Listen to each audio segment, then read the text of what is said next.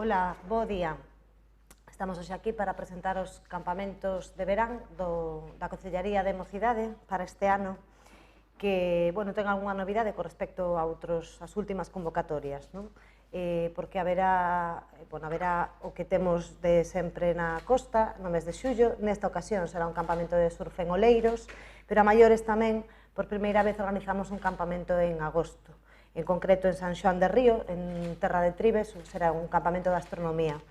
Este ano quixemos ampliar esta oferta precisamente porque sabemos que as familias, sobre todo os nenos e nenas, os mozos e mozas, terían probablemente maiores dificultades para moverse porque pasaron 3 meses duros de confinamento e nos parecía oportuno intentar ampliar esta oferta, non? Estas actividades, as actividades dos campamentos de verán, dende sempre se organizan en torno a varios eixes temáticos, como son o xogo, o deporte, a saúde e a calidade de vida, o coñecemento da cultura, a conservación do patrimonio, o respeto ao medio ambiente. Por esta razón organizamos estes campamentos que están destinados a mozos e mozas de entre 14 e 17 anos.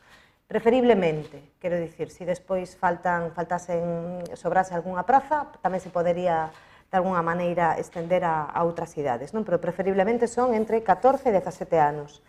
Así que, en concreto, entre os días 24 e 31 de xullo, haberá un campamento de surf na localidade coruñesa de Oleiros, e xa entre o 3 e 7 de agosto, en San Xoán de Río, haberá outro de astronomía. Por que aí? Pois porque está catalogado como un dos CEOs máis limpos de Galicia e desta maneira as actividades que se desenvolvan en torno á astronomía, como son bastantes actividades nocturnas, se dan as condicións propicias para que isto se poida facer. O campamento de surf, este que é o primeiro, que vai ter lugar en xullo, require un esforzo físico constante, é un campamento esencialmente deportivo. Nel se realizarán actividades como surf, snorkel, sendeirismo, kayak, paddleboard, etc. Todas actividades relacionadas coa práctica de deportes de auga, deportes acuáticos. E no campamento de astronomía imos xa para o interior, variamos de parte de territorio, a actividade central serán veladas nocturnas de astronomía, non? Tamén, ademais, haberá actividades de natureza, tiro con arco, láser tag, xeoorientación, diversas actividades tamén relacionadas coa práctica de deportes ou de actividades xa relacionadas co rural, co medio ambiente. Os prezos para o primeiro campamento, o campamento de surf, será de 120 euros, 100 euros no caso de segundo irmán ou de familias numerosas. O campamento de astronomía é un pouco máis económico, sería 90 euros, en caso de o segundo irmán ou en familias numerosas 75 euros. A prescripción xa comezou onte, por iso queremos tamén facer esta rolda de prensa para darlle un pouco un impulso, aínda que sabemos que xa empezaron as prescripcións, que, por certo, se atenderán en rigurosa orde de presentación. Comezou onte e rematará este xoves, así que quedan poucos días para que todos aqueles mozos e mozas ou as familias que queiran anotarse que o fagan no rexistro do Concello. E creo que xa está, pola miña parte, non teño nada máis que dicir. Non sei se hai unha pregunta. Neste contexto, non sei se foi o que tengo directamente a analizar as actividades, medidas de seguridade e máis.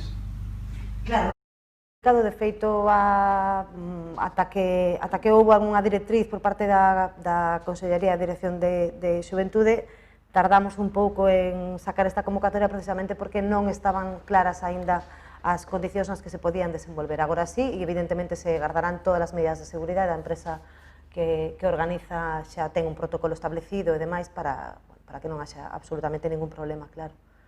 Cantas plazas hai por curso? Cantas plazas son por curso? Non o sei. 20 prazas. 40 en total. Imagino que son mascarilla e todas as cousas obrigatorias todo o rato, non? Evidentemente. Ten que ser así. A empresa tuvo que presentar un protocolo á Xunta que tuvo que ser aprobado, aparte de ter o protocolo da Xunta, ten que ter o propio protocolo de empresa. Sí, bueno, estaba dicindo Manolo, por se hai alguén do outro lado, que a empresa tivo que presentarlle un protocolo á Xunta de Galicia, un protocolo para o normal desenvolvemento, un protocolo de seguridade, e a Xunta tivo que aprobalo.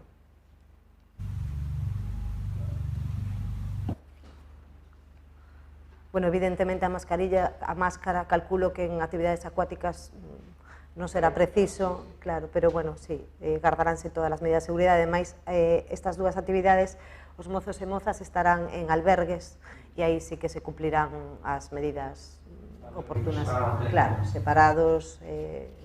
Por iso, de feito, o número de prazas este ano en todos os campamentos sempre é menor, porque hai que guardar todas as distancias de seguridade e, bueno, cumplir con todas as normas de higiene e seguridade, claro.